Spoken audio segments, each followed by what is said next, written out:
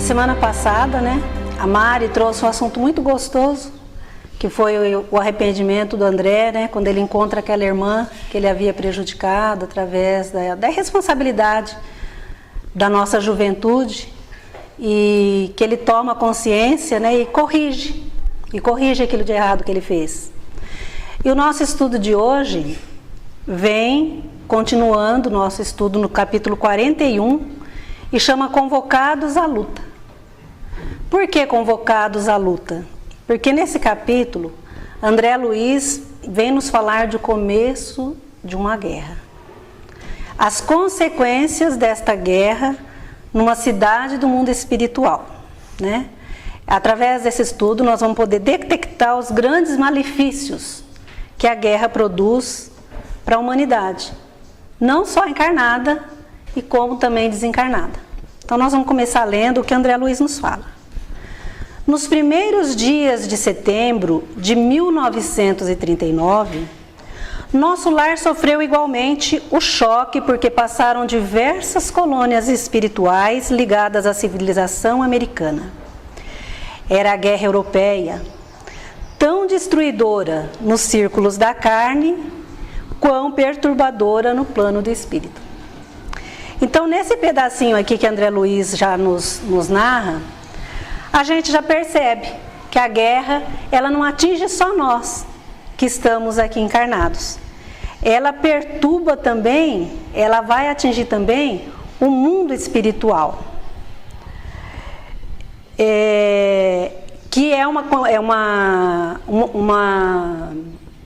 muito maior, né? O mundo dos encarnados, dos desencarnados, do que o nosso, né? Do que a população física, né? A dos espíritos. Então nós podemos imaginar, gente, o tumulto que não é. Aquele monte de espírito chegando numa colônia espiritual, precisando ser atendido, cada um trazendo as suas particularidades, os seus diferentes graus de evolução, né? E os espíritos de diversas colônias, de onde vão desencarnando essas pessoas, com a responsabilidade de socorrer aqueles espíritos, né? E o mundo, né, já havia presenciado a Primeira Guerra Mundial. E agora estava acontecendo a Segunda, né? E eles já traziam, né, a pessoa que já tinha participado, já tinha se envolvido com aquela guerra, eles estavam em verdadeira polvorosa, porque pensando o que ia ser, o que ia acontecer ali, tendo que recolher tantos espíritos diante daquele conflito, e cada um recebendo assistência de uma forma diferente. Estava tentando ler sem óculos aqui, mas não dá, não tem que pôr. E aí ele continua aqui. Entidades numerosas comentavam os empreendimentos bélicos em perspectiva, sem disfarçarem o imenso terror de que se possuíam. Sabia-se desde muito que as grandes fraternidades do Oriente suportavam as vibrações antagônicas da nação japonesa. Antagônicas quer dizer oposição, antipatia, rivalidade, luta, experimentando dificuldades de vulto. Anotavam-se, porém, agora, fatos curiosos de alto padrão educativo. Assim, como os nobres círculos espirituais da velha Ásia lutavam em silêncio, preparava-se nosso lar para o mesmo gênero de serviço, além de valiosas recomendações no campo da fraternidade e da simpatia, determinou o governador tivéssemos cuidado na esfera do pensamento, preservando-nos de qualquer inclinação menos digna de ordem sentimental. Então, gente, aqui nós vemos mais uma vez, né, que nosso lar, de capítulo em capítulo, vem batendo, né, na nossa responsabilidade com os nossos pensamentos. Ainda ontem nós estamos fazendo um curso de passe, né, e a dona Neuza estava explicando, né, que o nosso perispírito ele é formado de fluidos. E o nosso pensamento é fluido. Cada vez que a gente pensa alguma coisa ruim, afeta direto o nosso perispírito, lesando, né, de alguma forma o nosso perispírito. Então aqui o governador vem falar para a gente tomar cuidado, né, com os nossos pensamentos. Aquela situação era confusa, né? Era uma guerra mundial. Milhões e milhões de pessoas ali foram dizimadas, desencarnaram, teriam que receber assistência. E apesar de nosso lar, a gente fala, nossa, mas nosso lar já é um lugar de espíritos mais evoluídos, né? Onde o amor fala mais alto, né? Onde é um mundo de regeneração. Mas o alvoroço foi grande, apesar de tudo, ali em nosso lar. O medo, né? A situação de pavor, as vibrações ruins, estavam tornando o quê? A situação pior. Por isso vem o governador. Porque estava sofrendo o quê? Uma ameaça de desequilíbrio, causada por aquelas vibrações extremamente negativas, colocando as colônias espirituais e os hospitais espirituais em risco. Aí vem o governador e falou, calma, peraí, vamos lembrar de Deus, né? Deus é o nosso Pai, Deus é o nosso jardineiro, Ele sabe, Ele tem o comando de tudo. Vamos fazer a nossa parte. E aí a gente pensa assim, quantas vezes na nossa vida, no nosso dia a dia, nós não agimos dessa forma, né? Na atual situação que a gente está passando, por exemplo, onde a gente vai, o pessoal fala em crise. Outro dia eu fiquei brava com o Valmir, que ele veio falar de uma certa pessoa, eu falei, olha, é o seguinte, a pessoa tem roupa para vestir, está empregada, tem um carro para andar, tem uma casa para morar, tem uma família e está reclamando da crise. Então, às vezes a gente reclama uma coisa sem sentido. E o que acontece? A gente se envolve nesses pensamentos. Outro dia eu estava vendo o jornal, eu fiquei assim, de boca aberta. Por quê? Porque o Wake estava no aeroporto para se entregar. Batista, né? Ele errou? Ele errou. Não cabe a mim julgar. O moço passou perto dele e falou, e aí, vai se juntar lá com teus amiguinhos? Falei, mas pra que isso? Né? Olha as vibrações que ele jogou em cima daquele moço, que já está numa situação difícil. E as vibrações também que ele deve ter recebido. E o moço simplesmente abaixou a cabeça, o Ike Batista. Aí o repórter falou para ele, você não vai falar nada? Ele falou, você vai falar o quê? Eu errei, tem que pagar. Então a gente não precisa ficar com esse tipo de atitude que leva o nosso país a uma situação pior, né? Nós precisamos ajudar, mas ajudar de uma forma boa. A pessoa que errou, nós não precisamos nos preocupar com ela. A lei não é de plantação? Plantou, colheu? Nós sabemos disso, é causa e efeito. Então vamos fazer a nossa parte, né? Não, mas a gente fala mal do governo, fala mal da falta do dinheiro, de emprego, da falta de chuva. Aí a gente reclama do calor que está demais. Esses dias estava chovendo, tinha um monte de gente reclamando da chuva. Aposto que hoje tem um monte de gente reclamando do calor. A gente tem o hábito, né, de ter esse tipo de pensamento. A gente encontra um amigo na rua, começa a conversar e já começa aqueles assuntos desagradáveis, né? E a gente sempre lembra mais da vida do outro, né, do que da nossa. A gente sempre lembra mais de falar da vida do outro. Aí a vibração vai lá embaixo, fica aquela conversa pesada. A gente chega em casa do trabalho, conta tudo o que aconteceu de errado, né? E esquece, gente, de comentar aquilo que tem de bom, as coisas boas, né? Aquilo lá fica esquecido. Então nós precisamos aprender. Pessimismo, reclamação, nunca vai solucionar nada. Porque a gente reclama. Mas será que nós estamos fazendo alguma coisa para melhorar o ambiente do nosso trabalho, o ambiente da nossa casa, para melhorar o nosso país? Será que nós estamos fazendo? Será que nós estamos ajudando o nosso planeta a evoluir? Então a gente precisa pensar. Mas o que acontece é que a gente cruza os braços, ficamos criticando o governo, ficamos criticando as pessoas. Então aquele governador fala aqui, ó, vamos vigiar as nossas ações, vamos vigiar os nossos pensamentos, né? A questão 961 do Livro dos Espíritos, né? Ela vem nos falar o seguinte: Kardec pergunta para os espíritos: qual é o sentimento que domina a maioria dos homens no momento da morte? A dúvida, o medo ou a esperança? E aí vem a resposta dos espíritos: a dúvida para os descrentes, o medo para os culpados e a esperança para os homens de bem.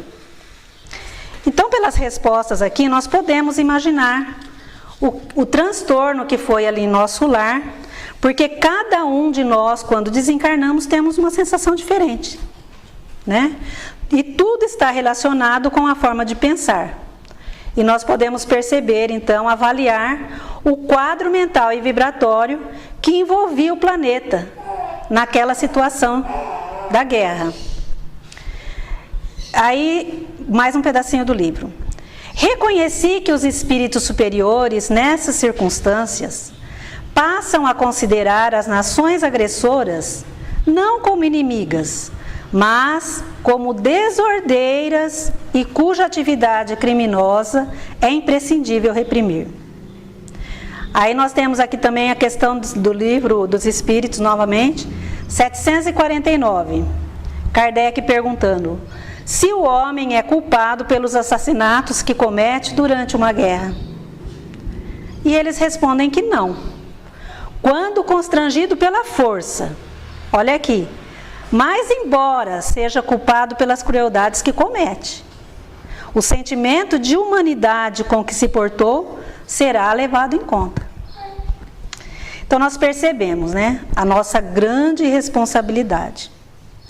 E os espíritos superiores, eles afirmam que uma nação que promove a guerra provoca a desordem na casa de Deus.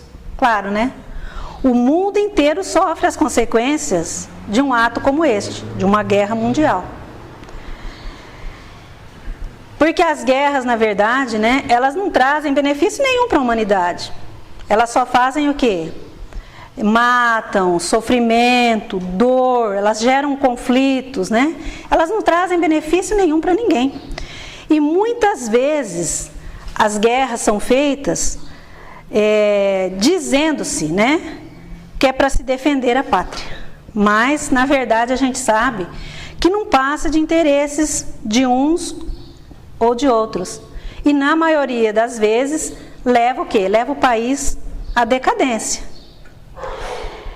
E a gente pergunta assim, né, por que algumas pessoas, querendo tomar aquilo que não lhes pertence, porque o mundo, gente, é de todas as pátrias, é de todos os países, são de todas as nações. Todos nós somos donos do mundo, todos nós temos responsabilidade. E aí alguns acham que deve tomar uma terra daquele, deve tomar a terra da outra, e gera as guerras, né?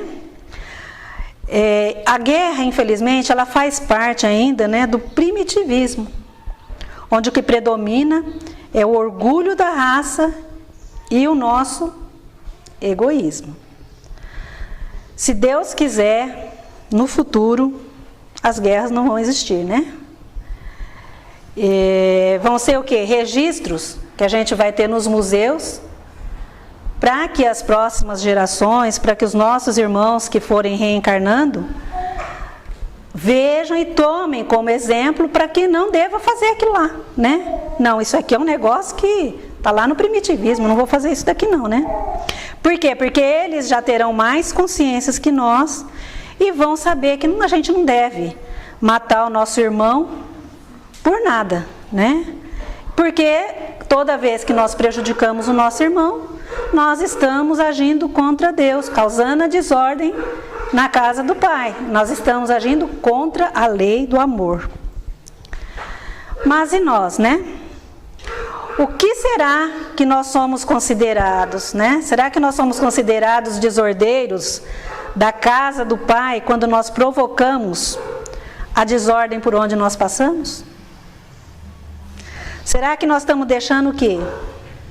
Aquele rastro de fofoca, de críticas, de maldade, sem pensarmos nas consequências dos nossos atos?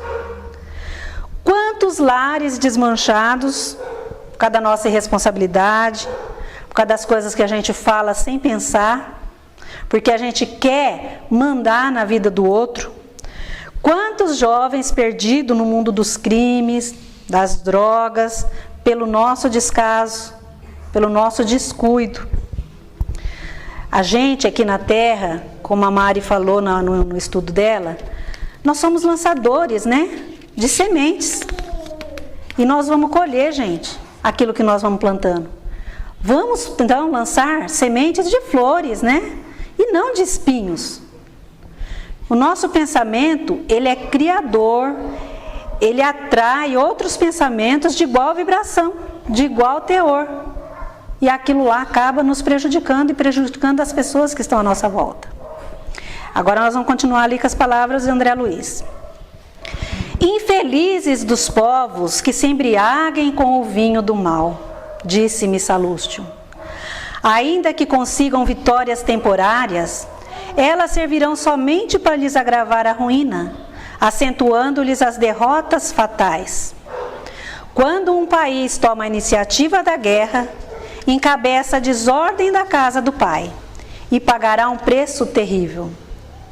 Observei então que as zonas superiores da vida se voltavam em defesa justa contra os empreendimentos da ignorância e da sombra, congregados para a anarquia e, consequentemente, para a destruição.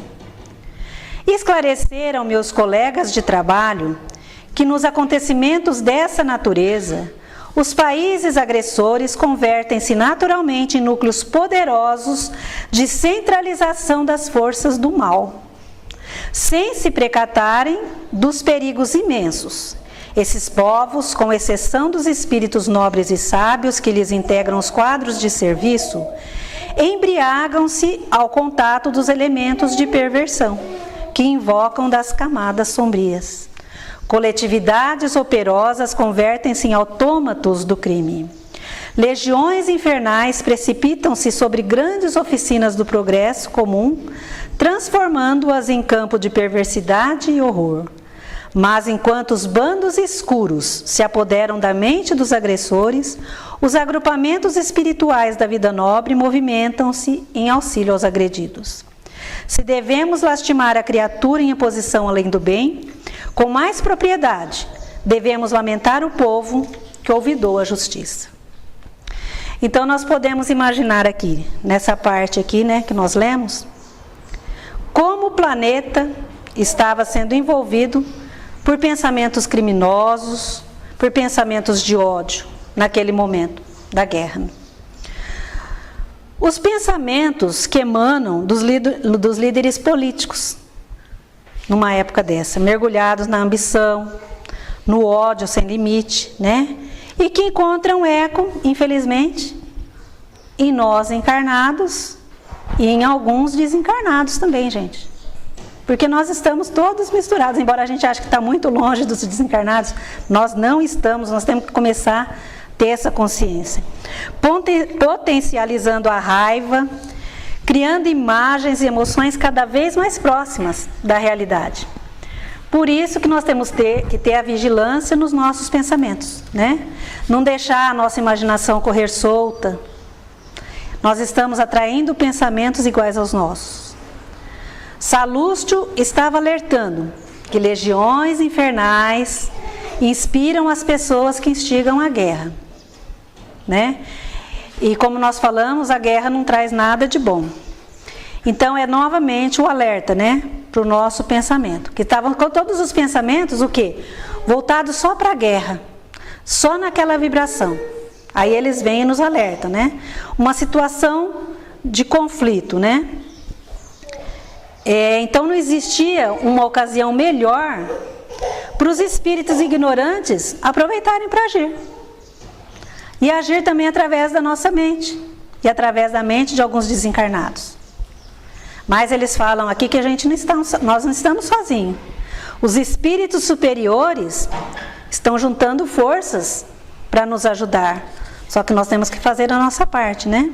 Porque a cada vez que nós desviamos o nosso pensamento do bem, quem é que ganha força? O mal, né? E ali, em nosso lar, não era nada diferente, né? Nós imaginamos o quê? Que a morte é o descanso, né? Mas nós sabemos que a vida não termina. A morte não existe.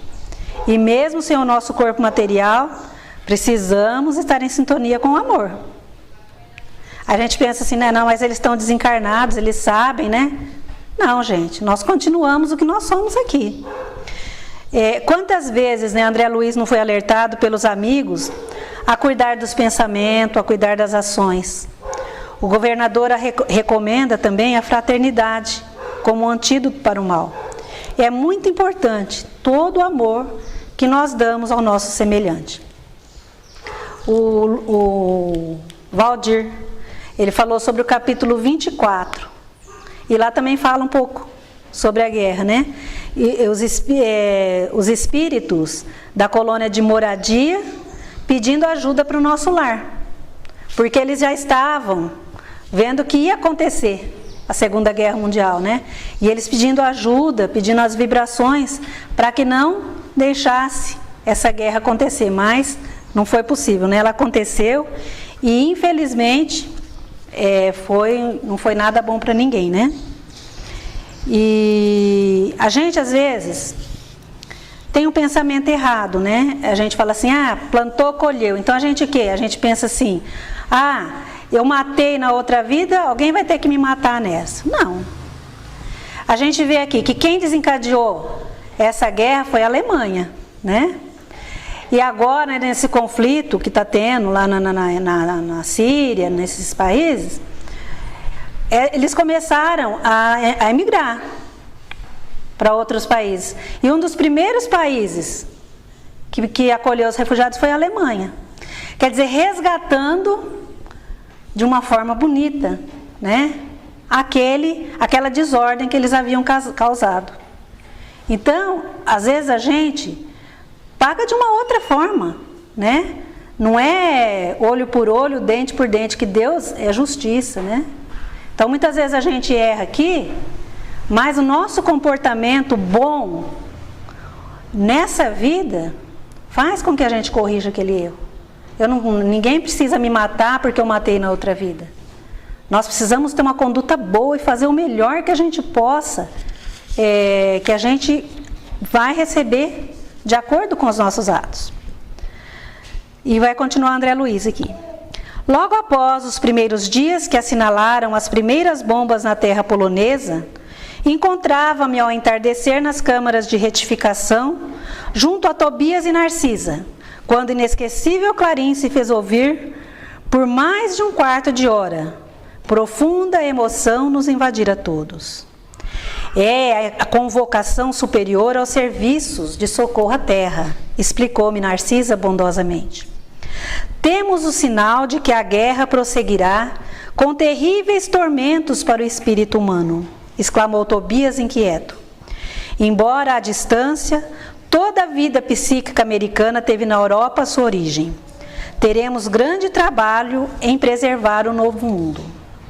A clarinada fez-se ouvir em modulações estranhas e imponentes. Notei que profundo silêncio caiu sobre todo o ministério da regeneração. Atento à minha atitude de angustiosa expectativa, Tobias informou. Quando soa o clarim de alerta em nome do Senhor, precisamos fazer calar os ruídos de baixo, para que o apelo se grave em nossos corações. Quando o misterioso instrumento desferiu a última nota, fomos ao grande parque, a fim de observar o céu. Então, todos nós conhecemos um clarinete, né? É um instrumento de sopro. E é o que os espíritos superiores usavam para convocar os espíritos ao trabalho. E eles falam então que só de ouvir aquele clarim, né, que é soado pelos espíritos superiores, eles ficaram profundamente emocionados. Então são os amigos espirituais, aqueles que têm mais esclarecimento, nos convocando, falando assim: acorda, vamos trabalhar. Olha o pensamento de vocês, venham nos ajudar. Vamos fazer o que é preciso para melhorar, vamos enfrentar a situação. né? Como a nos dizer o quê? A vida está ruim, as coisas estão ruins, vamos lutar para melhorar, gente. Não é reclamando, não é a gente tornando as coisas piores que vai melhorar, né? Olha aí quantas pessoas que estão em situação pior que a sua. Ajude, estenda a mão, estamos precisando de vocês agora. Então é o alerta, né, do mundo espiritual. André Luiz continua. Profundamente comovido, vi inúmeros pontos luminosos, parecendo pequenos focos resplandecentes e longínquos, a librarem-se no firmamento. Esse clarim, disse Tobias igualmente emocionado, é utilizado por espíritos vigilantes de elevada expressão hierárquica. Regressando ao interior das câmaras, tive a atenção atraída para enormes ruídos provenientes das zonas mais altas da colônia, onde localizavam as vias públicas. Tobias confiou a Narcisa certas atividades de importância junto aos enfermos e convidou-me a sair para observar o movimento popular. Chegados aos pavimentos superiores, de onde nos poderíamos encaminhar à Praça da Governadoria, notamos intenso movimento em todos os setores. Identificando-me o espanto natural, o companheiro explicou. Estes grupos enormes se dirigem ao Ministério da Comunicação, à procura de notícias. O clarim que acaba de soar só vem até nós em circunstâncias muito graves. Todos sabemos que se trata da guerra. Mas é possível que a comunicação nos forneça algum detalhe essencial. Observe os transeuntes. Então vamos percebendo aqui que era nosso lar, a colônia de que estamos falando, numa dimensão mais elevada que a nossa. E estava em total alvoroço por causa da guerra e por causa da inquietação, né? Todos inquietos e preocupados, querendo notícias da guerra, sem saber o que fazer.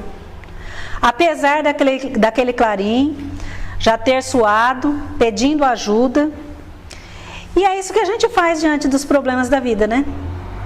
A gente tem um probleminha e a gente faz um alarde enorme, transformando aquilo lá num problemão. Porque quanto mais a gente se apavora, pior fica. Diante das dificuldades, o que nós precisamos? Aprender a resolver os problemas com calma, com serenidade. O que bastaria ali? Bastaria que cada um ficasse em seu posto, fazendo o seu trabalho, aguardando as ordens e o trabalho, que certamente seria muito, no caso, né? Mas, quando a gente se desespera diante de uma situação, o que fica? As coisas ficam piores. Ficam mais confusas. Então, o que nós temos que fazer, gente? Fazer aquilo que nos compete na medida do possível. Sem barulho, sem alarde, sem reclamações. E sempre que pudermos, ajudar aquele que está do nosso lado, que não está dando conta, né? De aguentar e de suportar aquela situação. E André continua. Ao nosso lado, vinham 2 senhores e 4 senhoras em conversação animada. Então, eles começaram a observar o pessoal que estava ali, né? Imagine, dizia uma, o que será de nós no auxílio? Há muitos meses consecutivos, o movimento de súplicas tem sido extraordinário. Experimentamos justa dificuldade para atender a todos os deveres. E nós, com a regeneração, objetava o cavalheiro mais idoso, os serviços prosseguem consideravelmente aumentados. No meu setor, a vigilância contra as vibrações umbralinas reclamam esforços incessantes e estou avaliando o que virá sobre nós. Então aqui nós percebemos nessa conversa, né, que as nossas súplicas, né, chegam até o mundo espiritual. E que esses espíritos se empenham em nos ajudar, né? Mas nós precisamos fazer a nossa parte. Nós não podemos ficar pedindo coisas materiais, coisas que não interessam. Quando a gente faz uma súplica, a gente tem que saber o que pede, porque dá trabalho, gente. Dá trabalho para os espíritos, né? E por outro lado, aqui no outro diálogo, a gente percebe a vibração dos espíritos do umbral, dando trabalho também para os nossos irmãos desencarnados, em manterem ali aquele ambiente. E nós temos, gente, tanta informação no Espiritismo, para a gente não se deixar a ser envolvido por essas vibrações umbralinas, mas para isso o que acontece? A gente precisa do estudo. Porque se a gente não estuda, as informações do Espiritismo não vão chegar até nós. As informações só vão chegar até nós através do estudo. E através do estudo a gente vai se transformando, vai mudando o nosso pensamento, né? Porque nesse capítulo aqui a gente observa muito a mistura que existe entre encarnados e desencarnados. Muitas vezes a gente comete alguma coisa ruim que não são pensamentos nossos. Só que a gente pensa alguma coisa ruim, um espírito desencarnado está aqui do nosso lado, ó, tem afinidade com aquele pensamento e começa, ó, no nosso ouvido. E a gente escuta. E a situação vai ficando pior.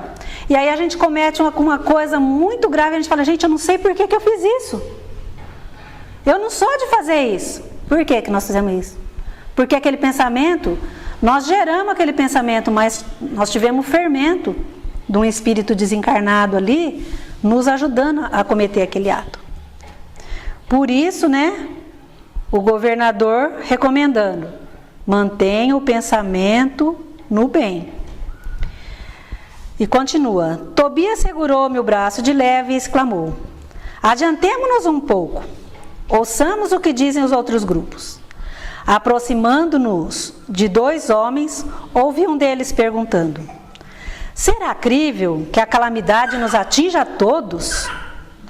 O interpelado, que parecia portador de grande equilíbrio espiritual, replicou sereno, de qualquer modo, eu não vejo motivo para precipitações. A única novidade que tem é o acréscimo de serviço, que no fundo constituirá uma bênção. Quanto ao mais, tudo é natural a meu ver. A doença é mestra da saúde, o desastre da ponderação. A China está sob a metralha há muito tempo e não mostrou você ainda qualquer demonstração de assombro. Ah, mas agora, objetou o companheiro desapontado, parece que serei compelido a modificar o meu programa de trabalho. O outro sorriu e ponderou. Elvésio, esqueçamos o meu programa para pensar em nossos programas. Então aqui a gente se sente envergonhado, né? É o egoísmo falando mais alto. Enquanto ninguém mexe com aquilo que a gente pensa, com aquilo que a gente quer fazer, tá tudo bom, né? Mas a hora que eu tenho que mudar, mas aí eu vou ter que fazer as coisas de uma forma que eu não estou acostumado. Eu não vou conseguir, né? Vou ter que mudar. Para a gente perceber a dificuldade que a gente tem, gente, na mudança. Nós estamos aqui para mudar, nós estamos aqui para evoluir, a gente continua batendo a tecla nos mesmos erros. E o nosso egoísmo não deixa a gente atravancar, né? E aí vem aquele amigo mais esclarecido e fala assim, quê? Está acontecendo uma guerra. Os espíritos superiores estão nos chamando para o trabalho. E você está aí preocupado que você vai ter que mudar o teu plano de trabalho, né? Vamos arregaçar as mangas aí, vamos trabalhar, vamos fazer o que tiver que fazer.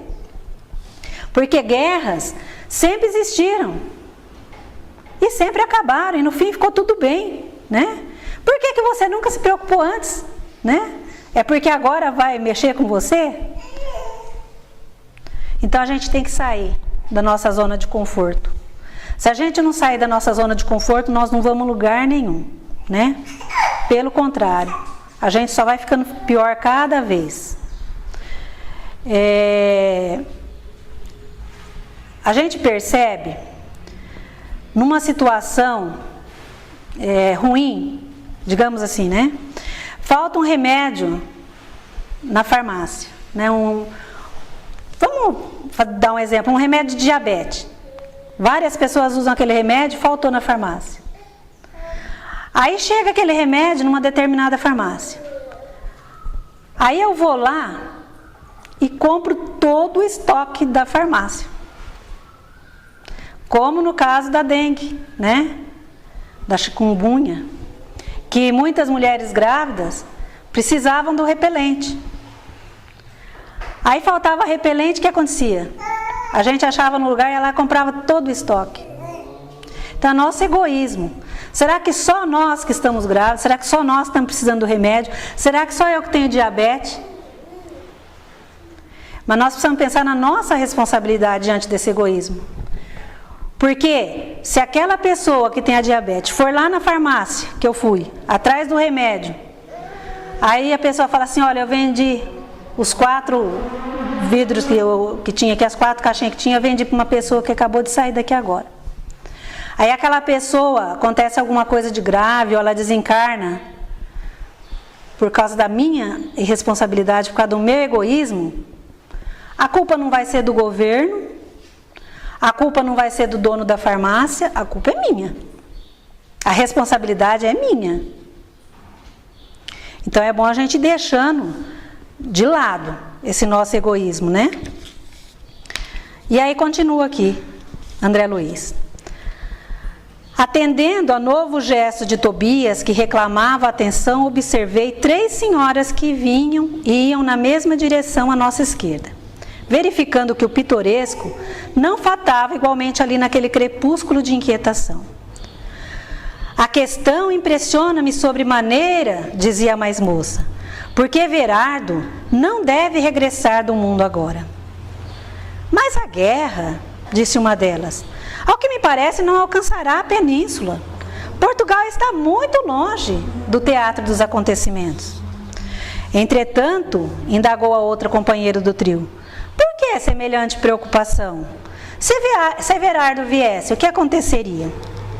Receio, esclareceu a mais jovem, que ele me procure na qualidade de esposa. Não poderia suportar.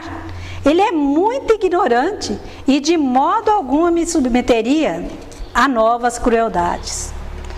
Tola que és, comentou a companheira. Ouvidaste que Everardo será barrado no umbral? Ou coisa pior? Tobias sorriu e informou. Ela teme a libertação de um marido imprudente e perverso. Então, olha aqui, gente. Por que é pitoresco? Pitoresco quer dizer engraçado, né?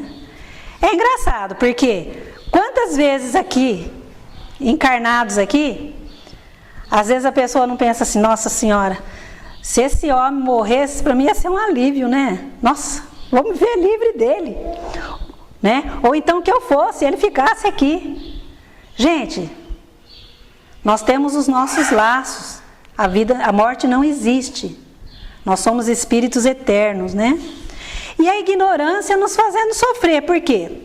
A nossa irmã que estava desencarnada, morava em nosso lar, temendo o desencarne de um marido, né? Que ela se dizia perverso. Se ela tivesse um pouco mais de conhecimento, ela deveria saber, né? Que a bondade de Deus jamais deixaria um espírito perverso se aproximar dela. E também saberia que nós não estamos aqui para fugir daquele irmão que está distante da luz, daquele irmão mais ignorante. Nós estamos aqui para ajudar. Se aquele marido me incomoda de alguma forma, e se eu estou junto a ele nessa encarnação, vou tentar ajudá-lo da melhor forma que eu puder. Né? Estando encarnada, estando desencarnada, o meu dever, quando eu sei um pouco mais, é ajudar e não querer manter distância, e muito menos esses pensamentos que ela estava tendo, que só atraem, né, espíritos com os pensamentos iguais ao dela. E aí continua André Luiz.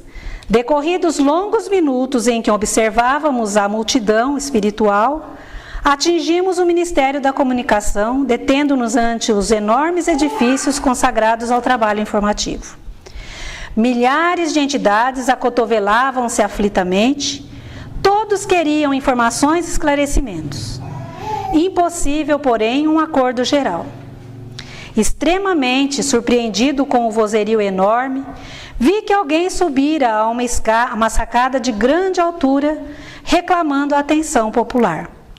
Era um velho, de aspecto imponente, anunciando que dentro de 10 minutos far-se-ia ouvir um apelo do governador. É o ministro Esperidião, informou Tobias, atendendo-me a curiosidade. Serenado o barulho, daí a momentos, ouviu-se a voz do próprio governador por intermédio de numerosos alto-falantes. Irmãos de nosso lar, não vos entregueis a distúrbios do pensamento ou da palavra. A aflição não constrói, a ansiedade não edifica. Saibamos ser dignos do clarim do Senhor, atendendo-lhe à vontade divina no trabalho silencioso, em nossos postos. Aquela voz, clara e veemente, de quem falava com autoridade e amor, operou singular efeito na multidão. No curto espaço de 1 hora, toda a colônia regressava à serenidade habitual.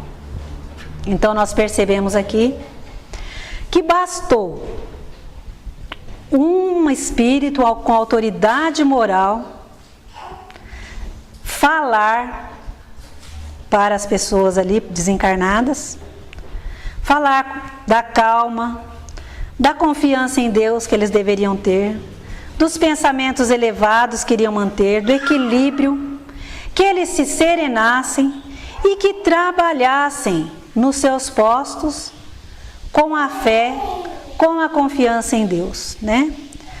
Então, quando nós temos autoridade moral, quando nós agimos da forma certa, nós podemos fazer isso onde quer que estejamos. Na nossa casa, no nosso trabalho, na nossa casa espírita. Nós seremos o quê? O calmante. Nós seremos a água que apaga o fogo. Que nós possamos procurar ser sempre a voz do governador em nossas vidas, em nossas atitudes, onde quer que estejamos, por maior que seja o alvoroço, por mais pesada que sejam as vibrações, que nós possamos manter o equilíbrio e agirmos de forma correta, não transformando tudo numa guerra, na desordem e na ruína, nossa e de nossos companheiros. Muito obrigada a todos e que Jesus nos abençoe.